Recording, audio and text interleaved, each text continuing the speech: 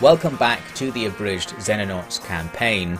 Last time we dedicated the episode to a very deadly, very long, and ultimately pointless terror mission. Nothing was achieved apart from losing most of our main squad, so now we're in trouble, and we're going to have to go for a last-ditch squad scenario. We're going to take everyone who's any good at anything and put them together into Valkyrie-1. We do still have enough somewhat experienced operatives to put one squad together, so Charlie-2 and Hammersickle in general is just going to be disbanded. Everyone who's anyone moves over to Concrete. These generic recruits who never got used are going to be fired. We'll leave Hammersickle empty. Potentially having some guys there would help if it was attacked by the aliens, but at this stage it doesn't necessarily matter if it is attacked. We don't need Hammersickle anymore. Going to build the anti-air thing or another anti-air thing to potentially help if it does get attacked, but yes, doesn't necessarily matter. Now we analyse the heavy drone wreckage we got from that terror mission, and it tells us now, a little bit too late, that they have a massive explosion effect when they die, which we already know about, unfortunately. Now, skipping time as we continue to build weapons and armour for the newly assembled Valkyrie-1, an alien fortress is discovered, so this seems a little bit different to an alien base. It's the next tier up, I suppose, and that means another chance to find a praetor is upon us. So all I need to do is take all of our good equipment and gear up our not so good operatives with it, and this will be our last stand crew. We'll just have to see what they can do as we hit this base. And right at the start of the mission it tells us, yes, a praetor is present, so this is it. We start with the base assault official opening move set, the door play in the first room. And we also have a fun addition for this mission. There's this rolling debuff that randomly affects your party members at the start of each turn, where it says they're filled with dread and they lose a whole load of time units. So that's nice, going to make things a bit harder and perhaps more importantly, a bit slower. As for the door play, it goes successfully. An enemy showed up eventually. A couple of turns later, there's another one. Another target appears at the back corner of that room, just visible, and we're just about able to take him out with some long-range attacks from Slow Scope and G-Mobile. So yes, even though it took a few turns to get this going, if you just sit in the first room for 5 turns, eventually stuff will start attacking you, and you can use your nice safe door strats to kill them with ease. This guy almost got into our room by the looks of things. Still, he is annihilated. The act of killing him somehow gave us line of sight on this other guy who's just outside. This guy's kind of annoying because he's slightly hard to hit, so we're going to have to actually move to attack this guy. Outrageous. G-Mobile destroys his own cover, moving forwards, and there we go, we get the kill on this guy. I was starting to think maybe we've cleared out the initial wave now, so I sent Same Boots to go and scout this next room, but no, there are still 2 enemies in it apparently, an Andron and a Harridan coming from the other side, so we'll go right back inside our room, put some stun gas out for the Harridan to enjoy, and close the door. After that I ended up waiting for a few turns, hoping the Harridan would jump about in the gas and get himself stunned. I heard some noises as if he was doing it, and there he is standing in the gas. I think the AI sometimes stops when they hit gas, so it was stopping him from running through into our room, even though I gave him multiple turns out there, so that was good. And eventually I thought this guy must be on the verge of being stunned. We'll go and slap him with Same Boots as last guy, and there we go, he's down. That Andron's still out there, not attacking us, just hanging out at the moment, so that's good. Avoid getting shot as we run away. And then in a later turn, we see it in a slightly easier to shoot position, and down it goes. So a very good start to this mission. We're just annihilating the enemy, but finally they have stopped attacking our room, so we need to move out. An Andron appears on the right and takes a long shot at Frag this, getting a decent hit and taking off most of his health. He really should have named himself something else, I suppose. It's just encouraging them. I'm going to move Friendfire up to take a look down this corridor. We can destroy the nearby Andron easily, but we also see there's another one further down. I'm actually going to move out of the way so that no one's in this guy's line of sight, since it probably can't walk all the way up the corridor during its turn. They tend to not move very far. There's also this room to the north we need to worry about. It's some sort of barbecue room, and there is an Andron at the back there. These barbecues kind of block line of sight, so it's going to be hard to engage this guy, meaning I didn't really commit to this, but I am going to leave Hilary Highcal to overwatch the room and come back to that later. In the next turn, Friendfire went back to look down the corridor. The Andron was still hanging about, and some more shots bring it down, nice and easy. There's a Harridan in there as well, as we discover when I start moving further through this square room that we're in. We get a nice hit with no brain at long range. Jomobile is able to turn and attack but can't get the kill. Some suppression is nice, but no actual damage. That Harridan, luckily enough, just ran away, so now we're going to try and pursue it. The alien in the barbecue room is trying to run as well, but Haikal gets reaction fire and actually puts some damage onto it. That was probably unlikely to happen, so that was very good from her. Now I realised we can just about destroy this door. If we try and ask her to shoot beyond the door, it will accidentally kill the door without her shooting at the detritus in the room. So now we've got line of sight on this guy, and we can potentially use that in the next turn. As for that Harridan, we went up for some shield and shotgun action. Deadman Welkin deals the final blow and is relieved to discover, no doubt, that this room is otherwise clear. Then in the next turn, Hilary Haikal returns to investigate the barbecue Andron. He's still standing around over there, and down he goes. So there we go, another successful part of the mission. We've cleared out a couple more rooms. The next few rooms I investigated were empty, as it happened, so we're going to skip moderately far ahead now to me exploring this corridor. I spot this door here and go to take a peek, and inside is what appears to be the Alien Command Center. Always a good discovery. Taking that will speed up the rest of the mission just because we'll know what's going on. So I stack up outside the door, ready to go in on the next turn, but this time there are loads of Androns standing right here, so I guess they were all just hiding the first time I looked. However, we can also see at the back of the room a strange white thing. This guy is the praetor, so we've got our target. We need to blast away all of the Andron guards and then carefully not kill the praetor and try to capture it alive while presumably it absolutely owns us up with its own attacks. To start things off, we'll take on the easier opponents. Here, Jomobile is going to fire at the more distant Andron because it gives us a chance of also damaging the closer one. And there we have it. It works as intended, although it would have been nice to kill the closer one as well.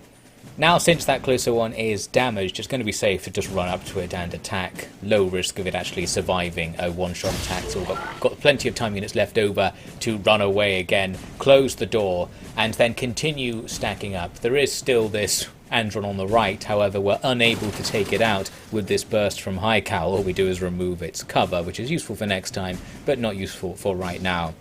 Fortunately, it doesn't attack or anything, it's still just standing there when we come back to the door situation. More shots go out and annihilate the Andron, so that's that. Now it's just the praetor in there as far as we can see. We need to stun it, and that means we need to either get close enough to hit it with a stick, or at least get close enough to start throwing our stun grenades. The problem is the room's full of stuff, and the line of sight's blocked, so we basically have a 0% chance of getting a grenade to the other side of the room, meaning we need to slowly advance into the room, and then from there try to get something going. Turns out there is another Andron in here. It comes around the corner. Luckily my guy on the corner has a shield facing that direction, so while it attacks us, it doesn't manage to do any damage. Now, after all of the rolling debuffs are done being applied, we're going to try and deal with the Andron. I tried to shoot at it with Jomobile, I think, and completely failed, but in the end a combination of Slowscope Joe and Big Iron manages to take it down. In the meantime, we do get shot. Big Iron gets hit by the praetor and loses pretty much all of his health. Luckily, he is one healthy mofo, so he can survive really high damage attacks, and we even have enough time units to finish off the Andron and get out of the praetor's line of sight. So that was dangerous. Now we've tested the praetor's attack, and we know it's very powerful. It will probably kill pretty much everyone else in one hit, so we need to just not get hit if we can.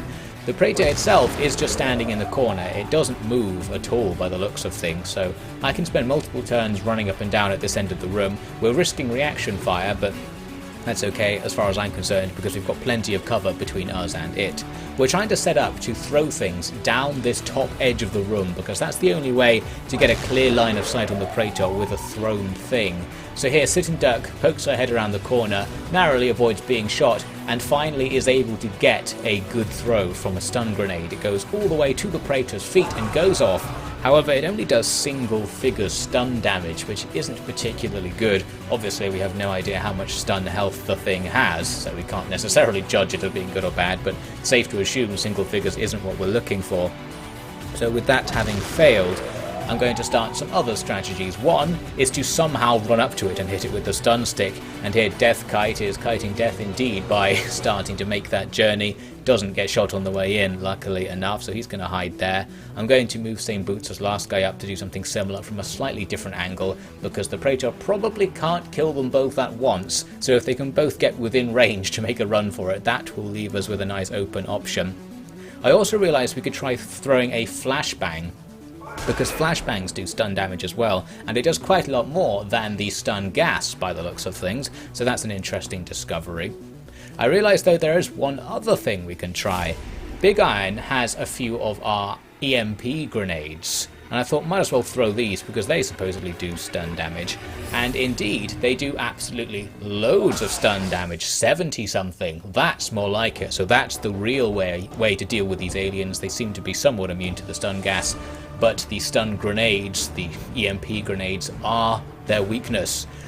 So now I'm going to be rewarded for the fact that J-Mobile is carrying loads of these stun grenades. He can't actually throw them because you can't throw while you're wearing the Predator armor. But what he can do is take all the grenades he's carrying and make a nice pile on the floor outside of the Praetor's line of sight. So now we can keep going back to that pile to restock and just keep throwing around the corner until finally something is achieved. I'm going to put some smoke out to help Same Boots as last guy to hopefully stop him being shot. Death Kite doesn't have that luxury. However, for whatever reason, the Praetor just doesn't take its turns. When it's its turn, it doesn't fire. It only seems to be doing reaction fire for whatever reason. It's pretty good at reaction fire, and it shoots whenever it can see you. Luckily here, not killing Sitting Duck. Pretty sure that hit would have been deadly if it had gone one tile further. But yes, that makes life easier. It's not attacking us very aggressively. Now another stun grenade, as we can see, is enough to bring this guy down. So the Praetor is captured. Mission accomplished. It was actually easier than I expected, but I was also pretty lucky not getting shot all the times it shot at me. We could have lost several team members in that attack. We've also now captured the command room, so it reveals what the rest of the map has in store. There are 4 more enemies, 3 grouped together, which is annoying. So now we'll go through the also annoying process of walking around to get to these enemies. Helping me out is the use of the shortcuts that I had previously thought were only usable by the aliens, but someone mentioned in the comments on one of the parts that you can just shoot these doors and walk through them, so that speeds up our progress through the base quite a lot once we know where all the shortcuts are. There was an Andron in that red room, but there wasn't any more. Nothing really remarkable about that kill because I just kind of didn't notice us being there. As for the Harridans, this is a tiny bit more challenging. We're attacking from 2 different directions to give ourselves a nice advantage in terms of shooting around enemy cover. Slowscope Joe gives us a good opening, killing one of them immediately. I think I also damaged it with some shooting that also blew up that destroyed cover you can see at the bottom of the room. Anyway, we're also attacking through this other door, and Friend Fire's got a good line of sight on this other Harridan. He unloads and gets another kill, so already it's just 1 target left for us to deal with. That target wasted its turn by just walking to face our other attack team, just like I hoped they might. Then we get a nice rear attack with Big Iron. Doesn't kill at first, but we had just enough time units to finish the job. And that finishes the mission. A very successful mission, actually. No casualties, lots of stat ups and medals all round. We captured the Praetor, and we got loads of money, which is always handy as well.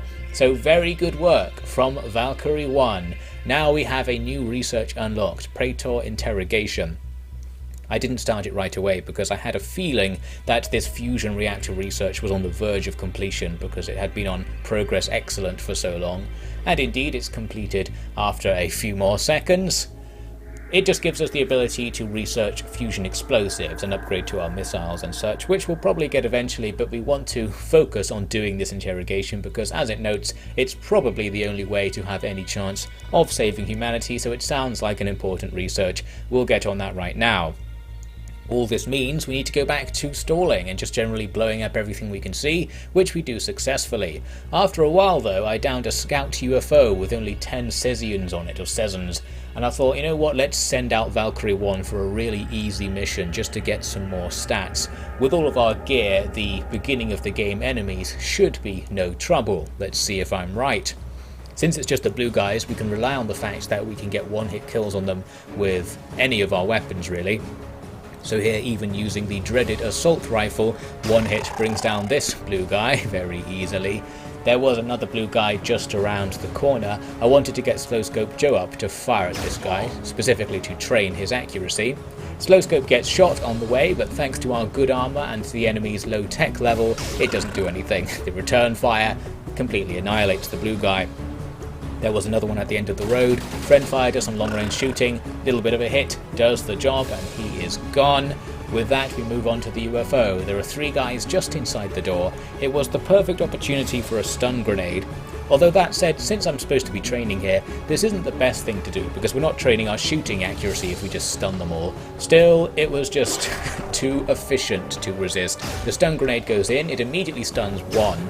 The other 2 shoot at St. Boots' last guy's shield, doing no damage to him. We just close the door, wait around a couple of turns, go back in, and those enemies are gone. Nice and easy. Now we just need to set up inside the UFO because there are a couple more enemies in the other room. One of them runs into our room and gets shot immediately. That's the sort of reaction fire we like to see, just shooting as soon as they see the enemy. And the final enemy is in this back room. It shoots Hilary Highcal as she walks in, but it does no damage thanks to her everything-proof armor, brackets not everything, and then she annihilates the blue guy. So there you go, a mission that was actually so easy. It wasn't even that good training because most people didn't get to do anything at all.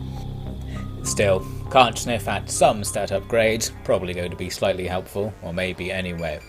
Now, after a while, we finish our interrogation of the praetor, and this finally reveals what's going on in general in this game. And it turns out, it's actually pretty much the same thing that's going on in XCOM. I don't know what I expected.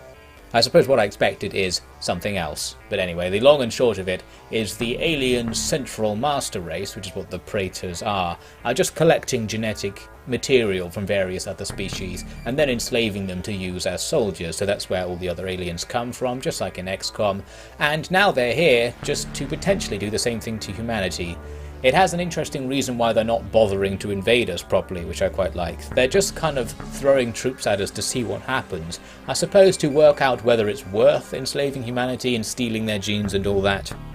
So that's why, even though they have thousands of ships and an intergalactic empire that could just blow Earth up if they really wanted to, they haven't bothered quite yet.